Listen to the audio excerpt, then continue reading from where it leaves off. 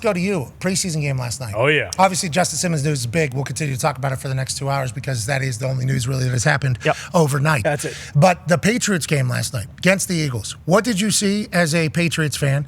And, you know, with them moving on from Judon, because Judon tweeted he's sad. Oh, yeah, very sad. Broken heart.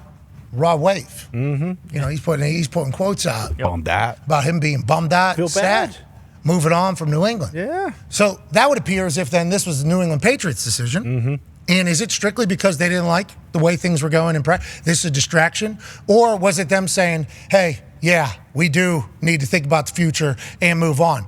What is it in your mind from the New England Patriots with that decision, and what do you think about the season and last night as a whole? With the Judon decision, it feels more so like, hey, new regime. Okay, we can't have the first thing being talked about in our first ever training camp as both a head coach and a GM with Elliott Wolf, because obviously, you know, Mayo's taking the reins. I like it. I think that it is one of those things where you got to set some sort of precedent. You also have other guys who are younger on one-year deals. Josh Uche. I mean, Keon White last night, 99. He's a star. He plays outside. He plays inside. Whether he was actually getting the sack or pushing the pocket up the middle and then causing the sack, yeah, I mean, he's going to be a stud. And he's been called Unk since he's 12 years old. Yes. Bingo, yeah. I think a lot of people remember him from draft night when he went to the draft night one, didn't get picked in the first round. Second round pick, I believe, out of Georgia Tech, and he was pissed off. And, I mean, to your point, he looks like he's 45 years old. He's only 25 going into your second year. And,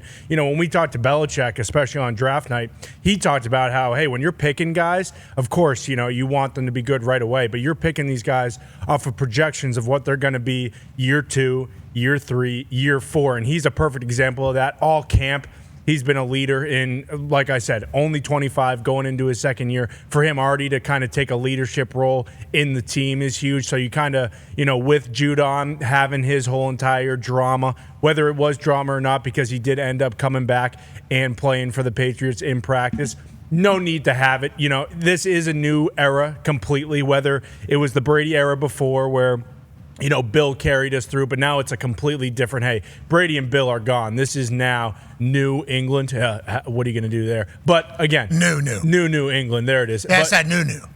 Exactly. I'm pumped about the new because to your Speaking point. Speaking of new, Post Malone's new. Oh, baby. With Tim McGraw. Are you kidding me? That's how it starts. Yeah. I mean, the whole thing starts with Posty and Tim McGraw. Yeah. And it is the guitar at the very beginning of the entire album sets the tone. Yeah, you know. It's fantastic. Hey, F1 trillion. Congratulations. Yeah, bars in that. But anyways, New England, very evident. Yeah, and with Judon, that situation. But Drake Maye, what you just mentioned, of course, the sliding in the pocket was unbelievable, and he was amazing once again. And he was throwing some absolute zings out there. One of the throws he had on like a 3rd and 5, I think we actually already showed it. Yeah, he looks right and then comes back to Javon Baker across the middle for the first down. That was awesome. And then the speed. I did not expect the amount of speed we saw from Drake Maye. I knew he was fast. I knew he led UNC in rushing one of his years. But right here, I mean, the burst on the kid is outstanding. I didn't know he had it like that. I knew he could stride it because he's 6'4", 220, big old son of a bitch.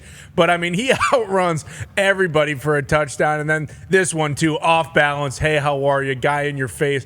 I mean, roughing the passer. Egregious roughing the passer. Can't be just throwing your helmet at the future of the NFL like that. But everything you kind of saw from Drake Maye was incredible. And, yeah, Jalen Polk as well. 2nd-round pick. Another rookie who can easily make some waves for New England right away. So everything out of New England, I would say, after yesterday was incredible. And hopefully, you know, we do win more than the 4.5 games Vegas is projected. I did see there was like 7,000 people there at that game last night for New England. Just about, again. Congrats to Hank, by the way, getting a chance to ring the bell. Yeah. Very cool. Pardon my take, Hank. At the Lighthouse. But all I saw was, obviously, I see Hank, awesome. Mm-hmm. Congrats.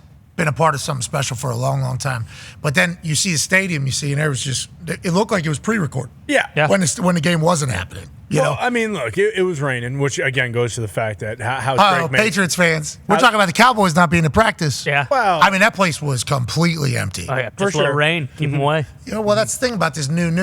You're going to have to earn it a little bit. Is that the conversation potentially? I mean, more than a little bit. Look, we won a Super Bowl in 2018. We are long past that now. God, how nice would that be to say?